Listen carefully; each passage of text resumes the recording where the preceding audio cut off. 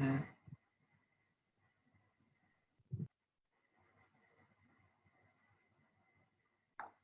I think yes. Live, ma'am. Yes, it is now. It should be live now. Yes. Okay, ma'am. But we have still 1 or 2 minutes, I think, to go. Yes. Just 1 minute. 6:29. Okay. Yes, we are live now.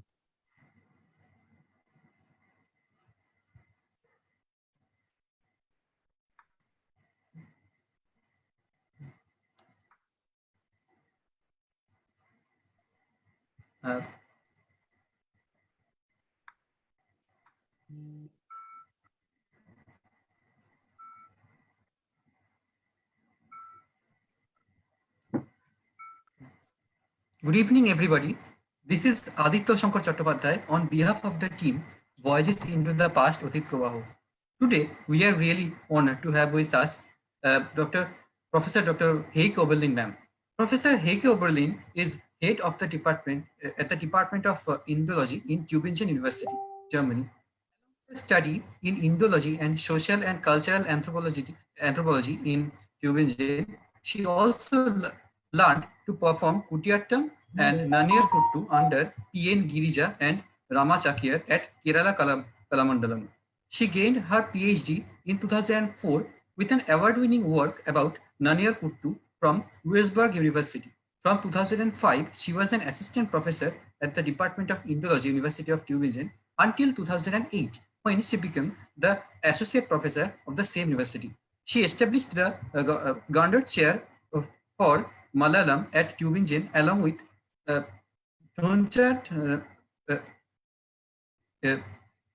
Izutachan Malayalam University.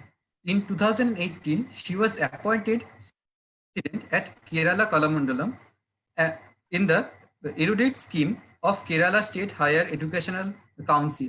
She received the Gisela Bond Prize in 2019 by the Indian Council for Cultural Relations and the Indo-German Society for Special Achievements in the field of German-Indian relation. Today, she will speak on the topic Women in Stage, a historical outline of performance of living Sanskrit theatre tradition, Kūṭiyāṭṭam. So thank you, ma'am, for accepting our request. So over to you. Yeah, thanks a lot for the introduction and also for the invitation. I was very pleased actually when you invited me. I was looking in the internet what kind of presentations you already had, and it's a very colorful bunch of presentations, and so I'm really happy today. I thought about what I could present Voyages into the past, and my expertise is the Kūṭiyāṭṭam Sanskrit Theatre of Kerala, so I thought about the topic stage historical outline of female performers in the living Sanskrit theatre tradition of Kūṭiyāṭṭam.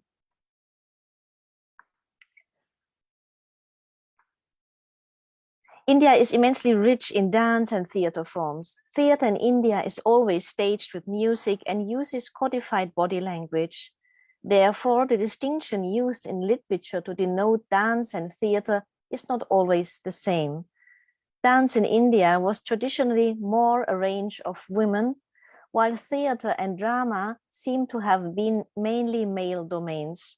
The ensembles of theatre companies traditionally exclusively consist of men, who also enact the female roles. Despite of texts like the Natya Shastra or several passages in the Kavya literature giving proof of female actresses on theatre stages, we cannot find them in the theatre traditions still alive today, like in Yakshagana, Katakali, or Ramlila. Kūṭiyāṭṭam, India's sole surviving traditional Sanskrit theatre, is here an exception because men and women perform together on stage since centuries.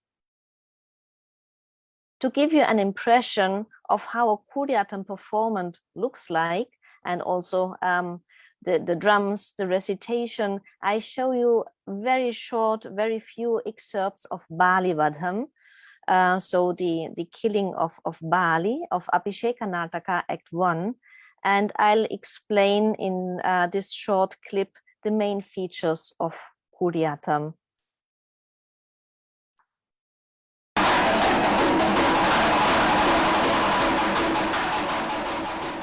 So here you can see the main drum are the Mirava drums. Usually 2 of them are played in a performance. And here's the entrance of Bali, where he shows his character, a fierce character. He's a king, he's carrying the crown.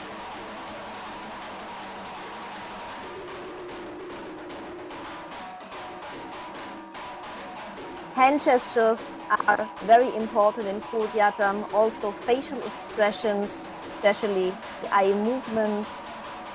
Then there is text directly recited by the characters.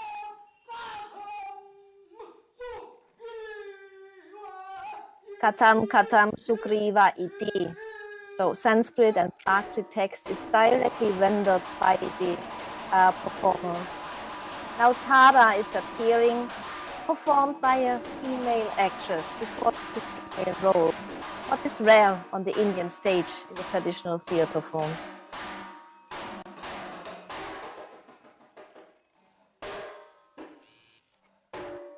So she wants to keep back Bali. He's going to fight with Sugriva, but he guesses what may happen, that he may be killed. Here, a fighting scene between Bali and Sugriva.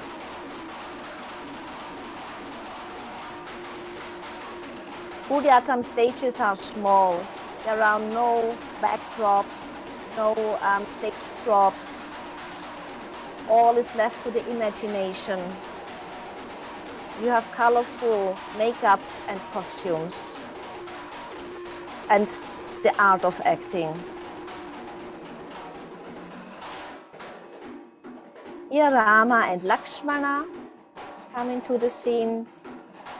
Royal characters, positive characters to say, have the green faces. Hanuman is here on the right side. This is the stylized way to fight in Kūṭiyāṭṭam. You have a small stage for the fight between Bali and Sugriva.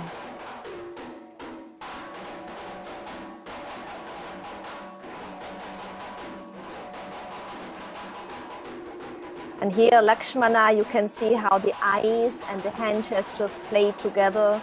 The hand gestures are extremely precise. You have gestures for grammatical case endings. You can really talk through the hands. They are much more precise than in the Indian dance forms. And here, finally, the death of Bali. He has an arrow in his chest. And despite of Natya Shastra that tells us not to show death scenes on stage, in Kūṭiyāṭṭam, Bali's death can last for an hour. Just to give you a short impression, these few excerpts of Bali Vadham. Kūṭiyāṭṭam is indigenous to the southwest Indian state of Kerala and reflects this in many ways unique culture. Down to the 1950s, Kūṭiyāṭṭam was, at least for the last few centuries, exclusively performed in prosperous Brahmanized temples as a ritually important theatre of the elite for Brahmins and nobles in specially constructed theatre halls, the Kūtambalams. Here we can see the Kūtambalam of Vadakunathan Shiva temple at Thrissur in Middle Kerala. It is the largest of the Kūtambalam theatre buildings. So you can see inside the stage is like a small building of itself. Most probably formerly there were temporary constructed stages. We see later on a picture of where this is done until today. And so the construction, a roof above the audience and the stage itself may have come later. We don't know about that. From a bird's eye view, here we have the Vadakunathan temple, and here we have the position of the Kūtambalam. Usually this is the position of a Kūtambalam in connection to the main shrine of a temple. This is the huge round of Thrissur. Those who have been in Kerala, in Thrissur, know this maybe. So here the position of the Kutambalam, and here it's quite huge actually in comparison to the shrines. The main shrine here, round shape, also typical Kerala architecture. In these temple theaters, only actors from the Chakyar community and actresses and drummers from the Nambia caste were allowed to perform until a few decades ago. So Naṅṅyār and Nambia, they are all one community, but usually male and female have different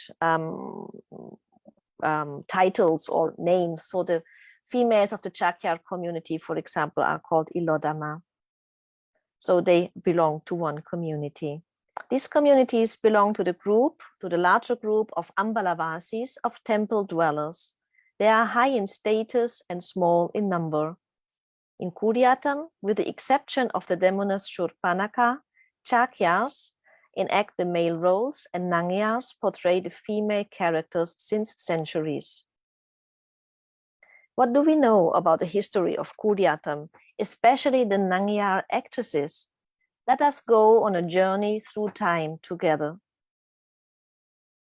Referring to these early inscriptions, we should be aware that Naṅṅai means young woman in Tamil and also in early Malayalam in general, and may have been used for other women than 2 days Kūṭiyāṭṭam performing Naṅṅyār.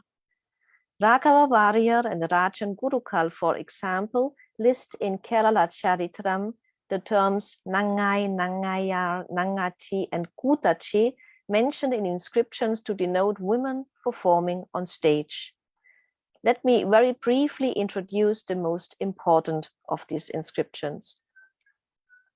In the area of 2 days Kerala, the oldest known inscription mentioning performing Naṅṅyār is from Chokur, dated 898 AD. It mentions the payment in form of paddy and land tenure of the Naṅṅyār of Chittarai. The inscription does not mention for what kind of service the payment was given. It is dated in the 15th year of the reign of King Kotaravi Perumal. Today, we still find place names like Naṅṅāparamba or Naṅṅachikunnu close by the Chokur temple. In the years 900 and 978, we got the proof of a performing Naṅṅai in Nedumpuram twice. A copper plate of Tiruvalla, 11th, 12th century, mentions a Naṅṅyār and a Nambia from Ilankunranada together with the term Kūtachi. From the 11th century, we learn about handing over of rice to Naṅṅyār, the Shiva temple in Talapuli, Cochin, Govindeshwaran Korai.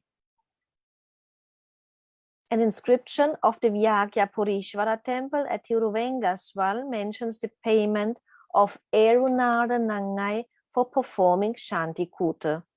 And here this gets quite interesting because today there exists a Naṅṅyār Nambiyar family called Erdanada, and 2 sisters of this family were still performing till recently.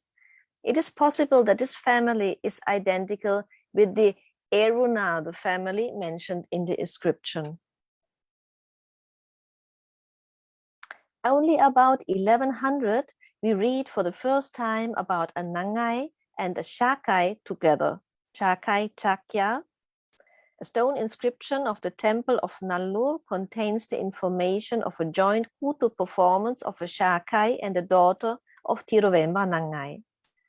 Thus, according to the inscriptions known to us, Naṅṅai seem to have performed independent of Chakyas some kind of Kūtu in Kerala up to the 11th century. But as Naṅṅai translates in general as young woman, these Naṅṅai are not obligatory identical with the modern Kūṭiyāṭṭam performing Naṅṅyār. What about the Chakyar, the male performers? The supposedly eldest mentioning of a Chakai Shakai on stage is found in Shilapatikaram. Kūta Chakyar from Parayur performed a Kūta. We find many epigraphical evidences of performing Shakai in the area of modern Tamil Nadu up to the 11th century. So we have 994, the Shakaikani payment for 7 Angas acts of Arya Kūṭa. Then we have the here Chakya paid for Shakai Kūṭa, 1088. So Tamila Kūṭa. Then in this in the reign of Parakeshwari Varman, the 6th year, we have also a Shakai Kūṭa. And finally, while going through the inscriptions, I observed that Shakai start to be mentioned in the 11th, 12th century in inscriptions originating from the area of modern Kerala only. And actually, it is the same time when the recordings stop in Tamil Nadu.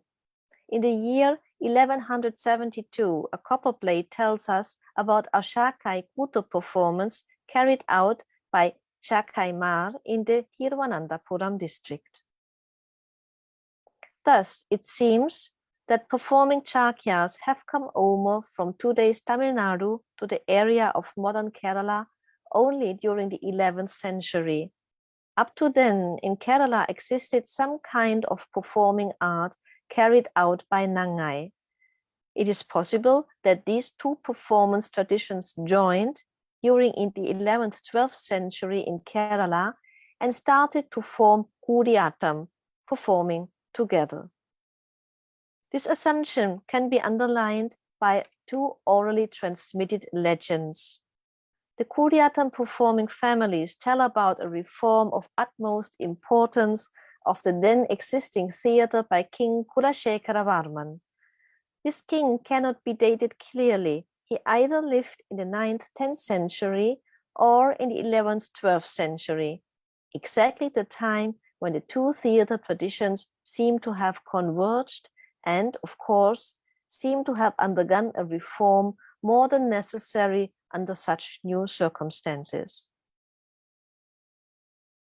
The second legend tells us about the first Chakyar actor who once came as part of the retinue of a Perumal king from Tamil Nadu to Kerala, being the one who introduced this theatre form to the local stage. Hence, we could understand the acting together quite literally as the melting together of 2 formerly independent stage traditions by the Naṅṅyār Nambia and by the Chakyar.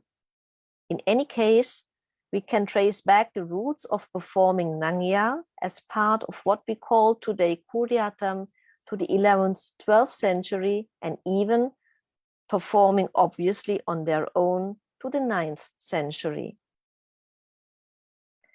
So then what is Nanyarkuta? Also today Nanyarkuta is quite performed, often performed. We can see quite a lot of performances nowadays in the last few years.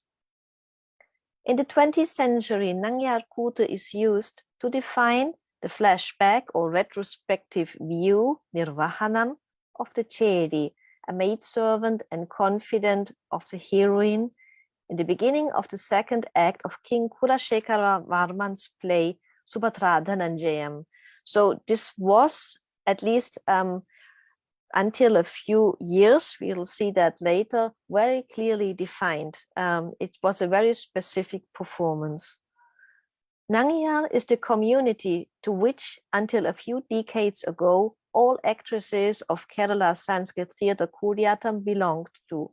Kūṭu stands in this context for an elaborate solo sequence. Flashbacks or retrospective views of single characters, male and female, are a common technique used in the Kūṭiyāṭṭam complex. Here the character becomes a storyteller, performing often for many consecutive days as single actor or actress on stage. Such a flashback follows a fixed structure. I won't go into detail here, but if we have here the text of the play, so a character enters, or in this case, the Chedi enters, and she has performs the Pura part, and then she inserts here a long flashback. In the case of this Chedi in Subhadra, it's the story of Shri Krishna. And so she's telling it over many days, coming back at the end exactly in this long story she's telling where we left the drama play proper, and then the play continues. And then there may be even the entrance of another character with another flashback. And that's also why a Kūṭiyāṭṭam performance can take one act taken out of a several acts play, 6, 7, 8, 12, up to 41 days of performance. Days of performance means daily 1.5 to 6 or 7 hours of performance. So Nanyarkuta is such a flashback.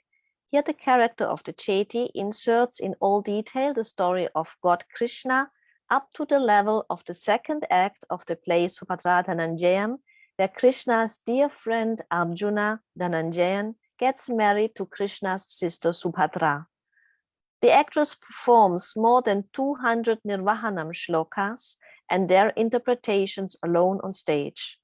For several days, she has to portray on her own all the demons, gods, humans, and animals appearing in Krishna's story.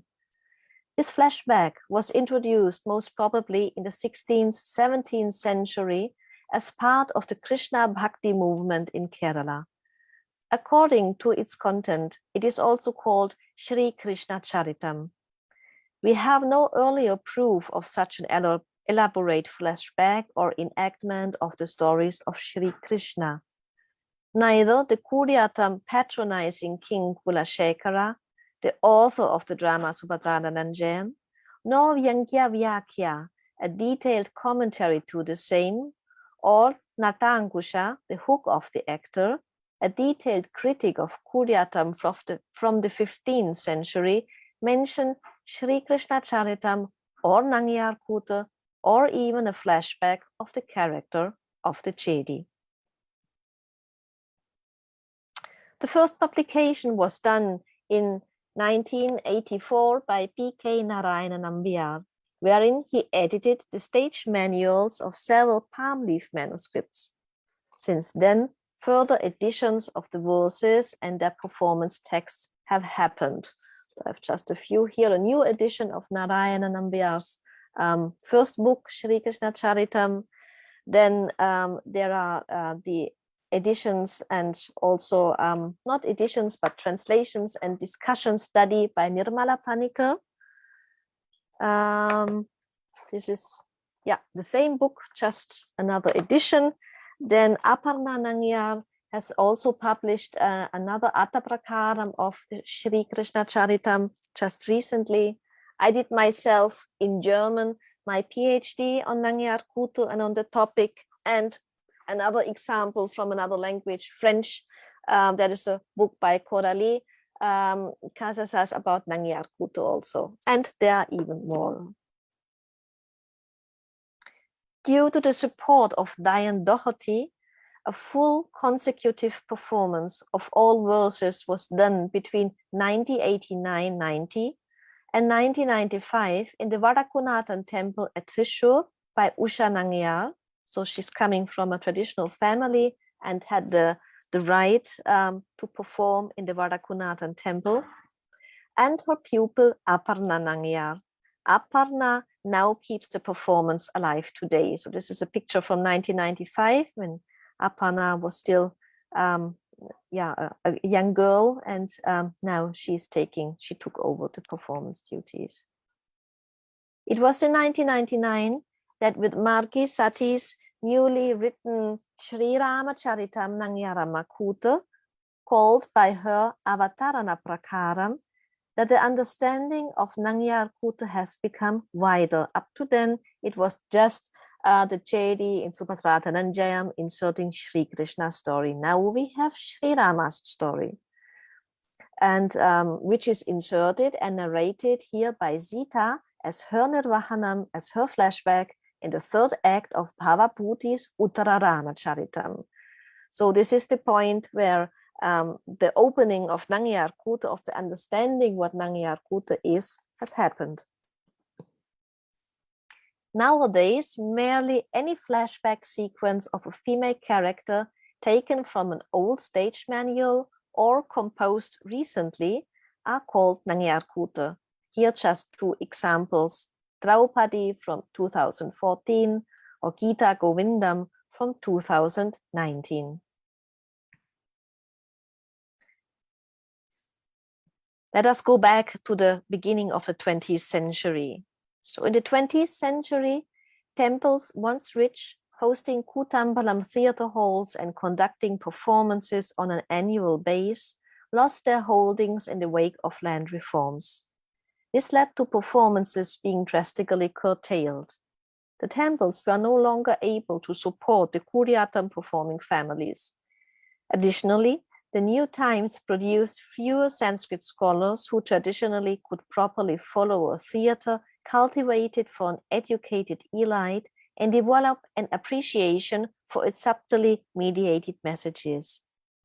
In order to survive, Kūṭiyāṭṭam had to quit the protective environment of the temple playhouses, the Kūṭambalams, with its scholarly public and present itself on secular stages to audiences who are not educated in the traditional sense.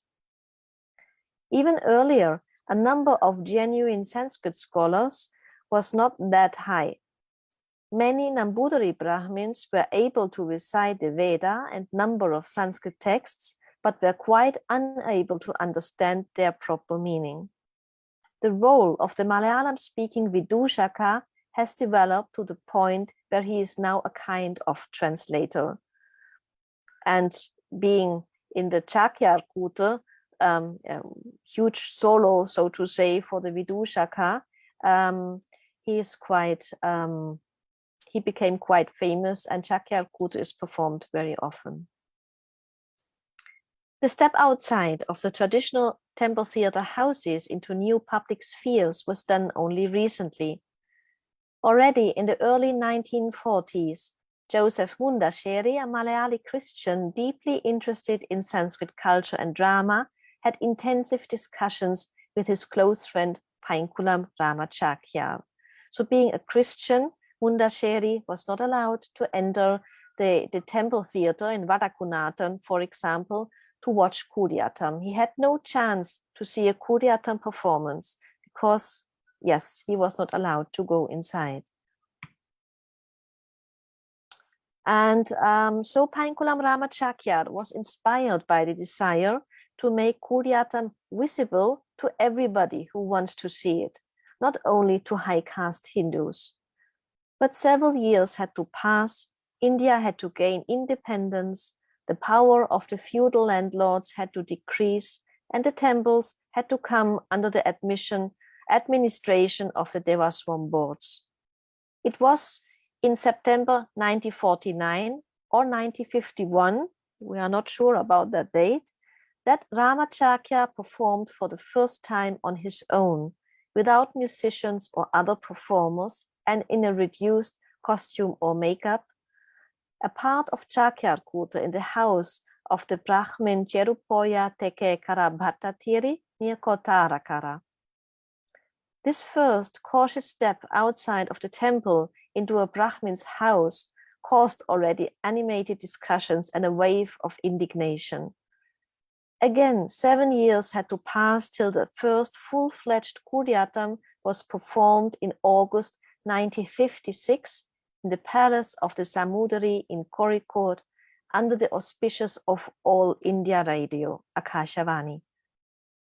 Painkulam Ramachakya performed together with his nephew and Naṅṅyārs and a Nambia of the Chadakutam family the first act of Subhadra Dhananjayam for 6 nights.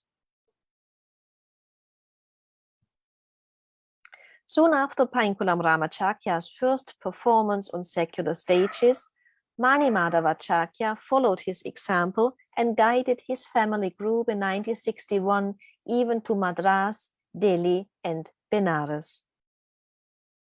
In 1980, the first foreign tour of Kūṭiyāṭṭam was conducted again by Painkulam Ramachakya and his group to France and Poland. Here are pictures from Paris. In 1965, Painkonam Ramachakya became the head of the newly introduced department of Kūṭiyāṭṭam at the Dance and Theatre Academy, Kerala Kalamandalam. What again scandalized the traditionalists was his decision to accept not only his maternal nephew, but also a non-Chakya as his student. So for the first time, a student from another community. It was Shiva Nambudari, a young Brahmin, who became the first Kūṭiyāṭṭam actor and later on teacher from another caste. Having difficulty in finding young and willing talent in the very limited traditional setup of Kūṭiyāṭṭam, Painkonam Ramachakya saw the only chance for this theatre to survive in opening up also in this point. In 1971, my own teacher, Panigirija, a young Musat, joined for learning the female parts. She recently retired as head of the department of Kalamandalam. 1 year later, Ishwaran, a warrior, started to study the Mirava drum from P.K. Narayana Nambia. These first students from other caste backgrounds were carefully selected.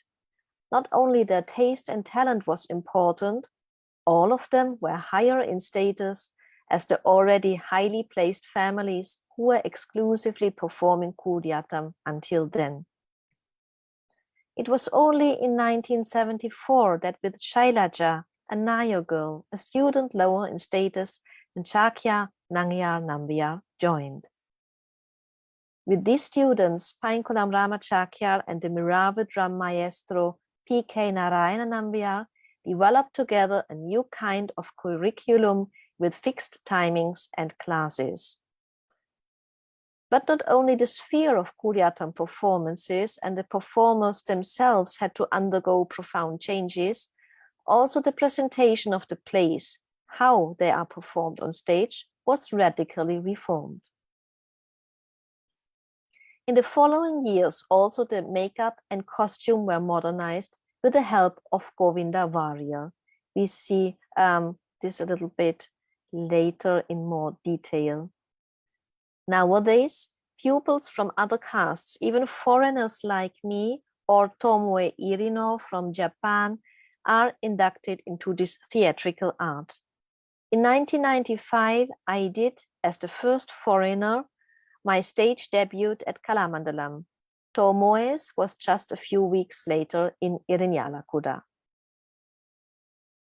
The newest trend opened even male roles to actresses, which is still quite rare now on stage, but it's a possibility which already was realized.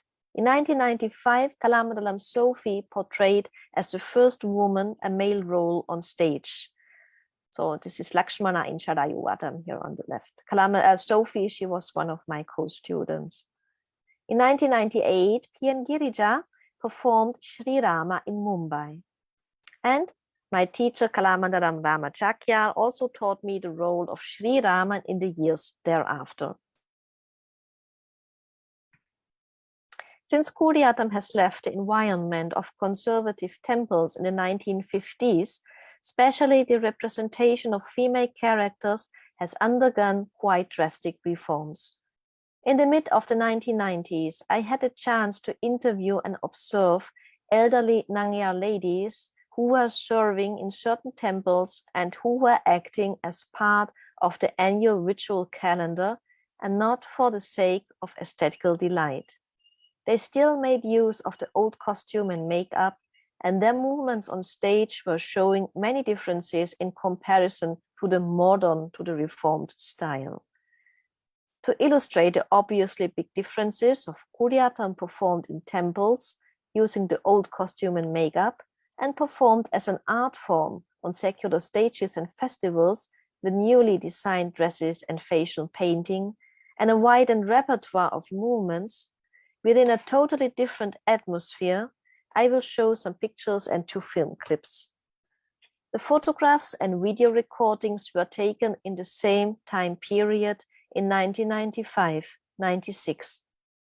One of the Naṅṅyār ladies is already no more. The other one stopped to perform soon after the documentation. Their way to perform in temples is definitely lost when their generation of actors and actresses retires. So these reports, although just 25-year-old, are already of historical value. Here are just two pictures from the 1920s where you can see the makeup and also the costume look quite different. They are from a newspaper cutting, so the quality is quite bad. Here we can see the traditional makeup and headgear of a Naṅṅyār actress. The face is colored red and surrounded by a black line. So it's like a mask painted on the face. Also here you can see it nicely. These are the sisters, Eranada Thangam and Eranada Sarojini Naṅṅyār in 1995. Here, Eranada Thangam Naṅṅyār shows in 1996 the traditional makeup and costume. Again, the face is colored deep red, surrounded by a black line. The costume is without blouse, so she's not wearing a blouse. And the cloth covering the legs is similar to the one of the male characters. It is open in front here. And she's wearing a cloth covering the legs underneath up to the knees. And this is quite different from today's costume. Rice paste covers the upper arms, the legs, and the feet. This is also why she should not lift her legs high and make big jumps, because this skirt-like cloth is going to open in front. Nowadays, it is closed. The next pictures show different levels from in between the traditional and the today used costume and makeup. Here we can see Eranada Sarojini Naṅṅyār, so Thangam's sister. Also in 1996, same year, she's wearing a blouse, and the face color here turned already more orange. And here a picture from Vasanti Naṅṅyār from the 1980s. She wears already the closed skirt, so it's closed all around, and she's wearing also a blouse beneath, but still the old makeup. Saraswati Naṅṅyār in 1995 still uses the red makeup, but omits the black framing line and adopts the white dots above the eyebrows from the reformed makeup. She wears a blouse as well. A student of the Academy Kerala Kalamandalam is representing here the reformed makeup and costume. The face is bright, the headgear and the ornaments are made of wood and no more of cardboard covered with cloth. Since 1984, this costume and makeup is the standard. On the left, yes, here just I have added a picture of a Katakali performer. It's a female character performed by a male performer. And you can see here some links. So you have also the wooden ornaments. They are a little bit smaller here used for the Strivesham in Kūṭiyāṭṭam, but still, influence is there. And you have always influence going this way and that way. And that's very interesting to see. Kalam and Panigirija performed in 1984 for the first time Nanyarkuta on a secular stage, being from another community than a Naṅṅyār and wearing the reformed costume and makeup. So that's another milestone in the story of performing women in the Kūṭiyāṭṭam tradition, 1984. And just we saw the how the costume for the female characters developed. Just quickly look into the male character's costume. Also here some changes occurred. This is a sketch from Painkulam Ramachakya's diary. So the belly was not covered. The arms were not fully covered. And here you can still see the old costume by Mani Madhavacharya. But in this picture already, we don't know from when it is exactly from Varakunathan temple. They already wear the reformed costume with the long sleeves. And so like that. And you will see some later pictures. Again, this is a Katakali performer, but also here some influence may be there also from Katakali when reforming and rethinking the costumes of Kūṭiyāṭṭam. And we will see later on a picture how even nowadays the experimentation with the costume is going on. To show you how the movement and the way to perform changed, I will show you 2 film clips from exactly the same year. Still, it is like you have a look into the past somehow when you see Erana, the Sarojini Naṅṅyār performing, but it is just, there are 2 realities existing parallel to each other. And for example, these both performers, Usha Nagya, Sarojini Naṅṅyār, they know each other well and they respect each other's way to perform totally. So this is the way how to perform when it is done in the temple just for a ritualistic purpose, and this is the way how to perform as an art form, Kūṭiyāṭṭam, on a stage, on a theater stage. We will start with Sarojini Naṅṅyār. So she's wearing an in-between of old costume and makeup, and she performs in the temple, in the Kutambalam. She has no facial expressions. She's not showing any sentiment. She's not making use of her eyes.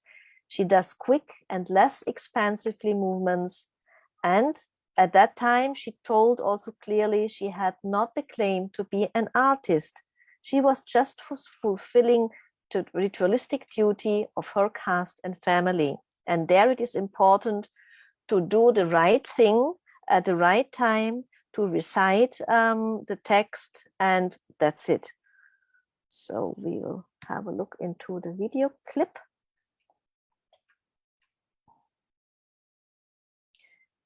Also, there was just in the audience was 1 old lady and myself.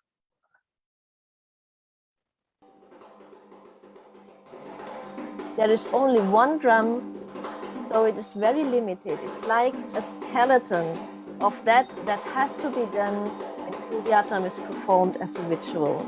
So she's not using her face at all.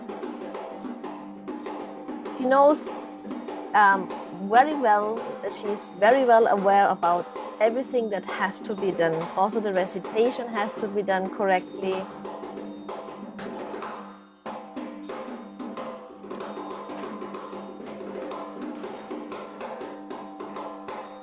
Very small movements. She's not jumping. She is not lifting her legs as it is done today. She's not moving a lot in the space.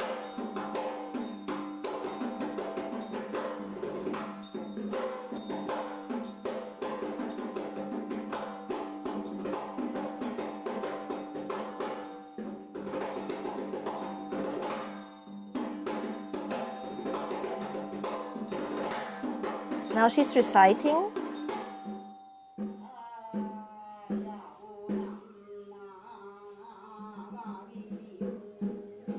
The drum does not belong to the performance.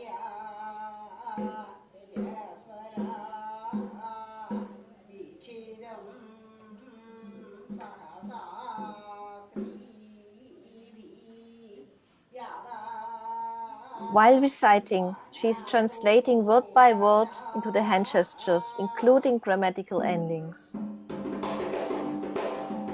And actually, in this Nirvahanam, the simple playing Naṅṅyār sitting at the stage side should recite. But as she is not trained, Sarojini Naṅṅyār was reciting herself. Actually, yeah, it is her duty to recite. But it is okay for the ritualistic purpose. It has to be done, and she knows to do it, so she did it.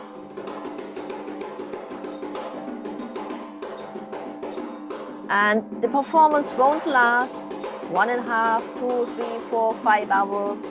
It lasted at that day, I think, 15 to 20 minutes.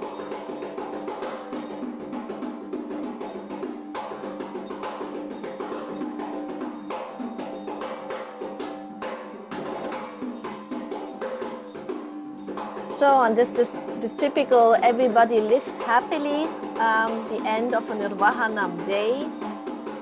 And then she just gets up, reads and leaves the stage. And that's it.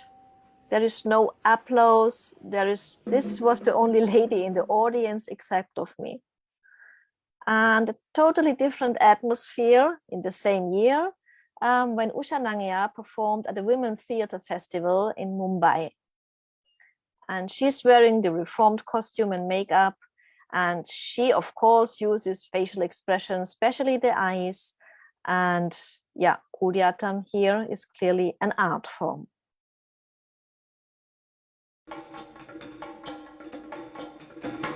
So the story is Putana Mokshan.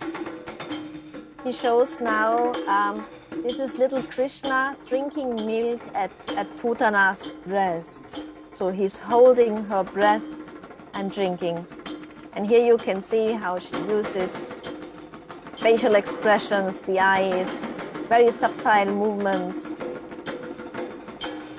It looks like a totally different art form than what we have seen just a minute before.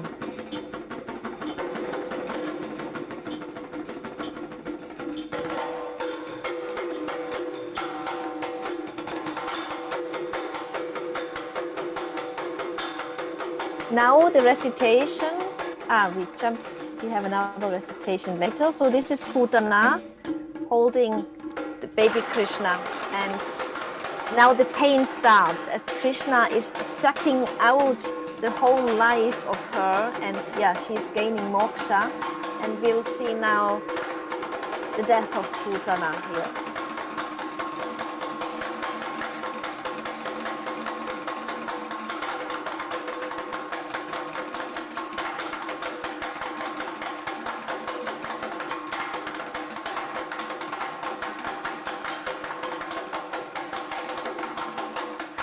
Trying to get rid of Krishna, but it's not possible. And again, you can see dying on stage is shown in Kūṭiyāṭṭam.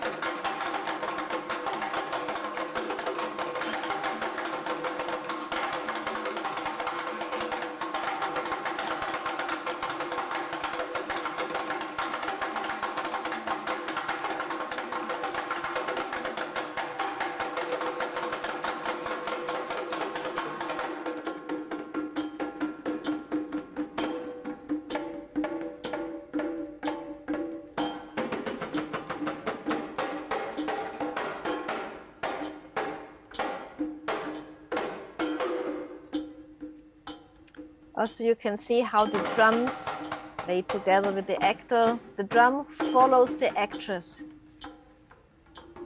There's a basic rhythm by one drum, and the other one illustrates audibly what the performer is doing actually.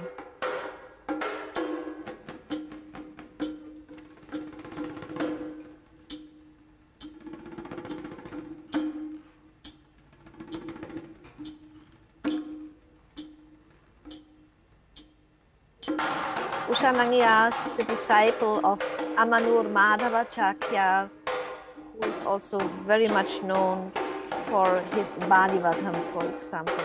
He was. Now we come back.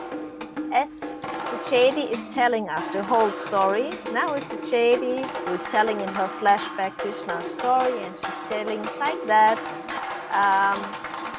Putana with the demoness. This is for black, so she's black like a cloud.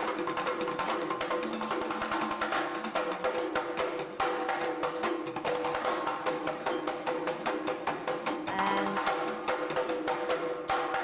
she has bulging eyes,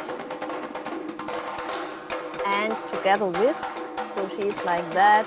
She has teeth coming out of her mouth, two of them together with, and she is as big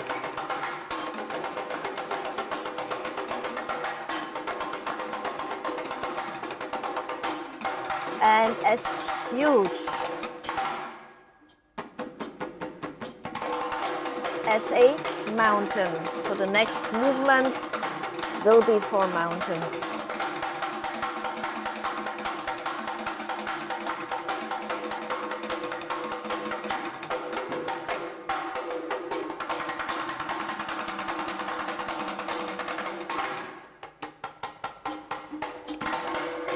Like that is her body. With such a body,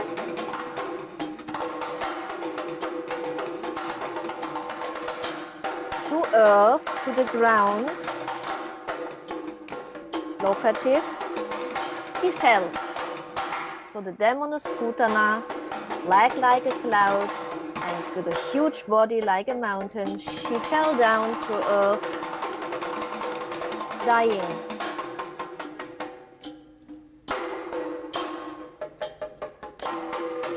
He did that.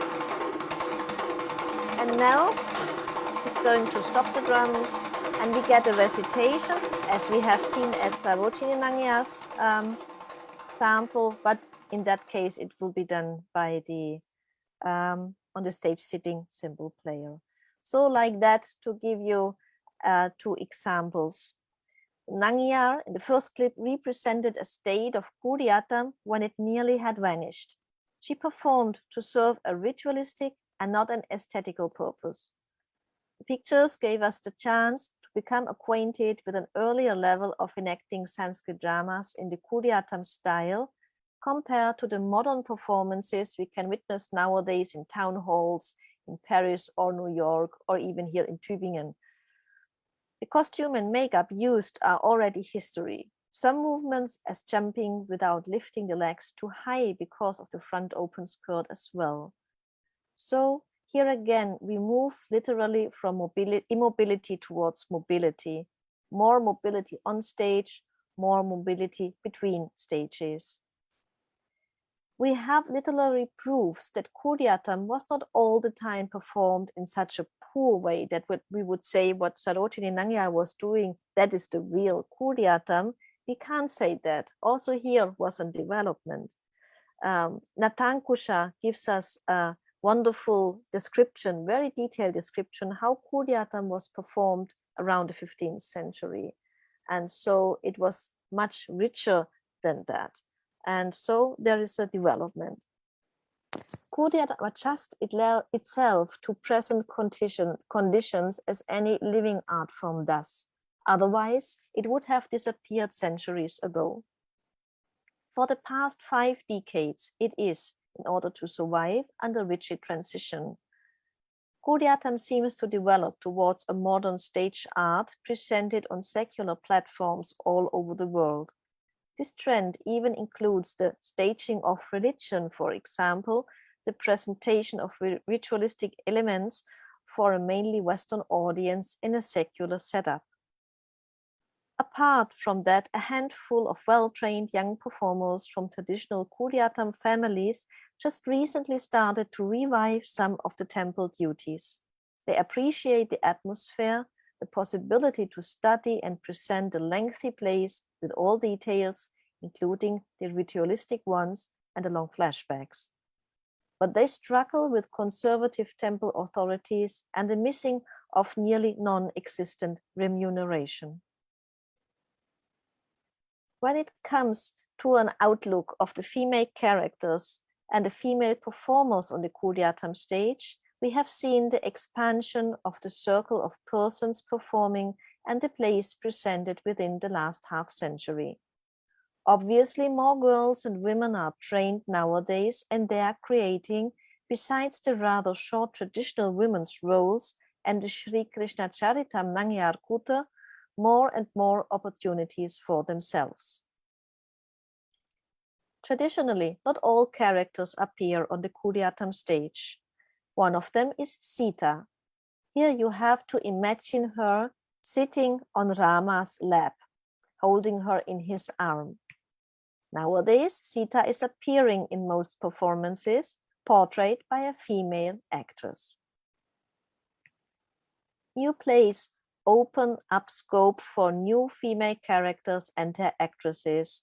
Also with the costume is experimented, as we can see here, and here red skirts, or here also another kind of headgear, actually male Veshams makeup. So just a few examples here of many. At the same time, old traditions are revived. Shiva Nambudari did her stage debut in 2016 wearing a modern wooden crown but an old red makeup. We can see her with her grandfather and guru P.K. Narayana Nambia and her grandmother in 1916. Nearly forgotten, highly ritualized traditions like Dashamam-Kūṭa, also called Kūṭiyāṭṭam, are kept alive.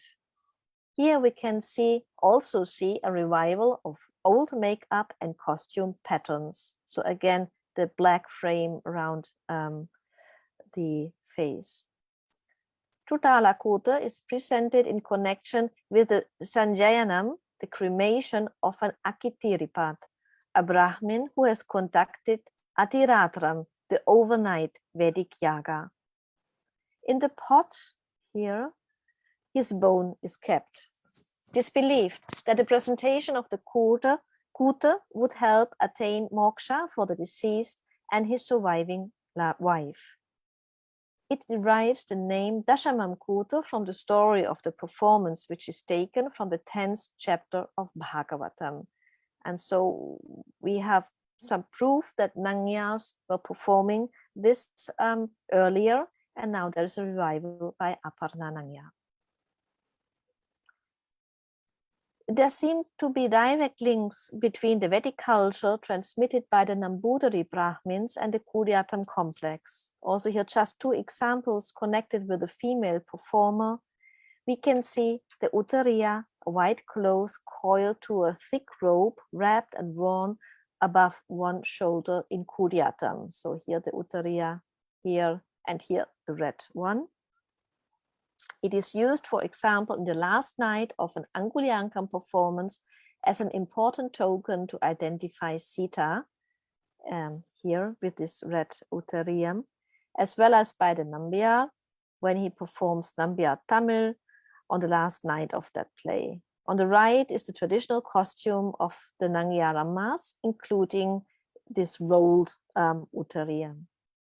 This term uttariya is also used for the robe employed in the same way during the Agni Jayana, so the big Vedic sacrifice, by the Yajamana, the sacrificer, and his wife, Patni. So here is the uttariya by the Patni. And just two examples to open up this idea.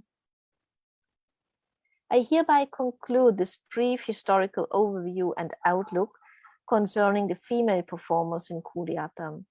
Today, a constantly growing number of female performers from diverse backgrounds try out different paths of the Kūṭiyāṭṭams on the Kūṭiyāṭṭam stage, adding new plays and characters, writing new Nirvahanam flashbacks, performing on secular stages worldwide. At the same time, some revive temple duties and experiment with old makeup and costume patterns. All these actresses are very much part of an extremely lively theater tradition, testing its boundaries, trying out different directions at the same time. In doing so, they contribute to the continuation and further development of the whole Kūṭiyāṭṭam complex. As they are in constant discussion about what works and what doesn't, we can be curious of what is going to come in the next years. Let me close with a quoting of verse 2 of Malavika Agnimitram Act 1, describing well what a living tradition is. Nothing should be taken as good or acceptable merely because it is old. Nothing should be treated as bad merely because it is new. Great men accept the one or the other after careful examination or deliberation. It is only a fool who has his mind led by the beliefs of others. So, thank you. And I'll stop my screen sharing here so I can see at least a few of you, hopefully. Yes.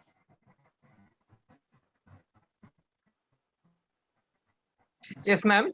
And thank you. Thank you for enlightening us with this amazing, and it was a really amazing presentation.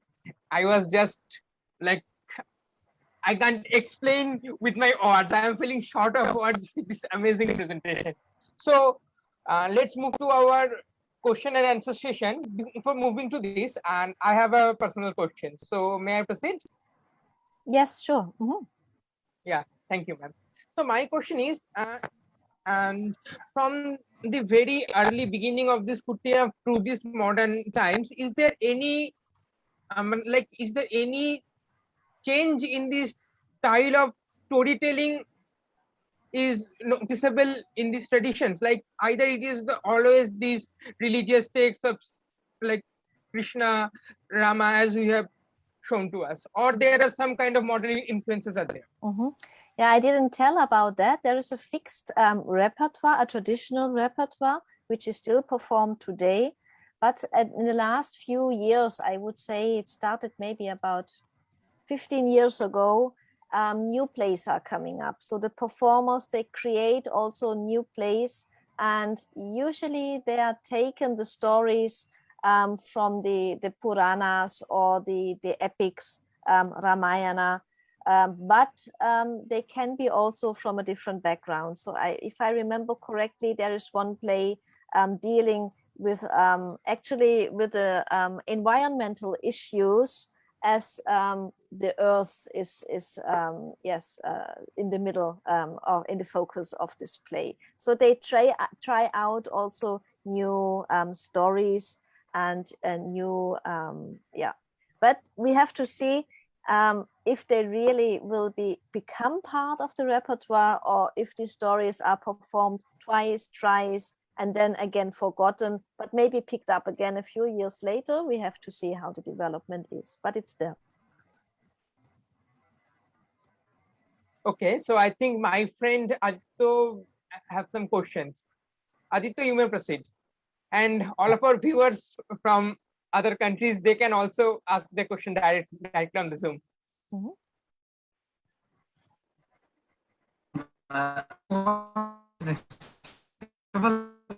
Wonderful and really lighting and my how for the Bhakti movement during Aditya, your voice is badly breaking. Your voice tradition is badly breaking.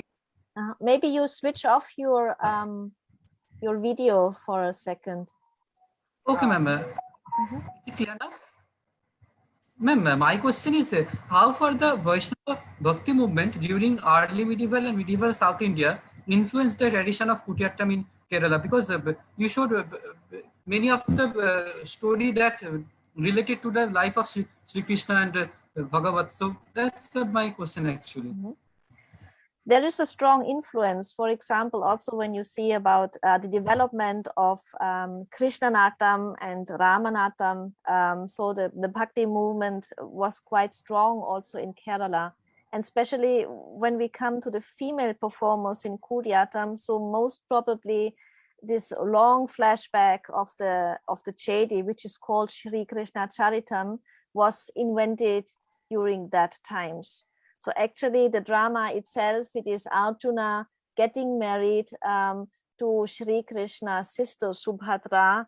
And actually it's also rare in Kūṭiyāṭṭam that one of the minor characters, like the maidservant, is getting a flashback. But here the maidservant gets the opportunity to recall the whole story of Krishna, even starting before his birth, and then continuing up to the point where Arjuna and Subhadra are getting married. So these are a few hints, and I think that there are more. Thank you, ma'am. Okay, ma'am. So actually, I don't know how to show the questions from our Facebook chat live. So I am reading out them here. Okay, ma'am. Sujata Chakraborty commented, good evening, ma'am. amazing lecture. Devdashi custom was prevalent in Kerala. What is the information that one of the Devdashis presented Kūṭiyāṭṭam in which temple in ancient Kerala? And how was the participation of so-called lower caste people in the Kūṭiyāṭṭam theatre? Mhm. So there's a lot of discussion if Devadasis ever existed in Kerala, or if they were visiting Devadasis from Tamil Nadu. If there is a proof that a Devadasi performed somewhere. The Naṅṅyārs in Kūṭiyāṭṭam, they never were Devadasis, so they had a quite normal family life. They were married, they had children, so usually married either to a Nambia, to one of the drummers, or even marriage between Chakyar and Naṅṅyār was possible. And also the customs were a little bit different because the Ambalavasis, they followed matrilineal family system. So that means also the marriage system was quite different from, for example, the Nambudaris, the Brahmins marriage system, but they had a very normal family life. They never were married to a god or goddess of a temple. And this is also most probably a specification or a specific feature of the Naṅṅyārs in Kerala. So there were no Devadasis. And there was a second part of the question, which I maybe missed. And the second part is, and how was the participation of the so-called lower class people in this Yes. Kūṭiyāṭṭam Yes. theatre? Yeah, this was not possible because Kūṭiyāṭṭam actually, yes, it was performed in just about a dozen very conservative high caste temples, and up to the temple entry movement in Kerala, low caste Hindus, even low caste Hindus, were not allowed to enter these temples. And as we have seen with the story of Josephmundacheri, who is a Malayali but a Christian, also members of other religions were not allowed in these temples. And this is even up to today. In Vadakunathan temple in Thrissur, as a Christian, it's not possible to enter. But so low caste nowadays are allowed to enter, but in the 1950s, for example, it was still an issue. Okay, ma'am, there's another question in the Zoom chat box. Can you read it out, or should we read it out for you? Yeah, I see it, yes. I have one question. Okay. Whether the conflicts with Buddhism and Jainism were portrayed through these plays in the early medieval area as conflicts among these sects. About Jainism, to my knowledge, not, but with Buddhism, you can find some hints. Even there is a play, Bhagavadachukam, which is a farce. It was performed in Hindu temples, and also another play by Harsha. We have Matavilasa, this is one, but there is another one, Naganandam. Naganandam is a Buddhist story, and also this is quite interesting to see that a Buddhist story is performed in a ritualistic setup in a Hindu temple. So there are some links. And also in the Chakyars, in the Chakyar Kūta, and in the Chakyars way to interpret their verses, you can find also here and there some links to Buddhism, rarely. Okay, and there's another question. Is there any influence of Malayalam or the Malayali language or the Malayali culture in this whole tradition, or the whole tradition is only strict to highly Sanskritized one?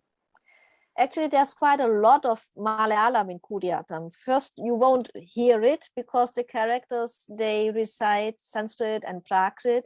But once the Vidushaka, the jester, is on stage, he talks in Malayalam. And he translates also whatever the other characters, they are speaking or reciting in Sanskrit or in Prakrit. And when you have a look into the stage manuals, and all, we have just a few portions in Kūṭiyāṭṭam. From time, it is very short when the characters are reciting. You have long passages where you see a lot of hand gesture passages, and this hand gesture passages, they follow Malayalam texts, and they are even written down in Atta Prakarams, in stage manuals. So they interpret what is going on, or what was said, for example, in a Sanskrit verse. And if you can read the hand gestures, you can read a Malayalam text actually, because this is following the Malayalam sentence structure and so on. But you can't hear it. So you can hear it only when the Vidushaka is on stage, and Shurpanaka in her demonic form, she talks also Malayalam. Okay, ma'am. So just out of my curiosity, is there any other language ever tried or ever included into these Kūṭiyāṭṭam performances, or only Sanskrit or Malayali? There is also a part called Nambia Tamil in Angulyankam. It's a very old act, most probably, how it is performed also until today. And it's not proper Tamil. Also, of course, yeah, Malayalam was once a kind of dialect of Tamil, and then it developed to be our own language. So this so-called Tamil parts are there. And there was an experiment years ago by PK Narayana Nambiar's brother, PKG Nambia. He did Nanyarkuta. So Nanyarkuta is the Vidushaka character who talks in Malayalam. He did it in Hindi, because he performed in Delhi, and he wanted also the people to understand what he's talking. And so he tried it in Hindi. But I think up to now, there was no experiments with English or something like that.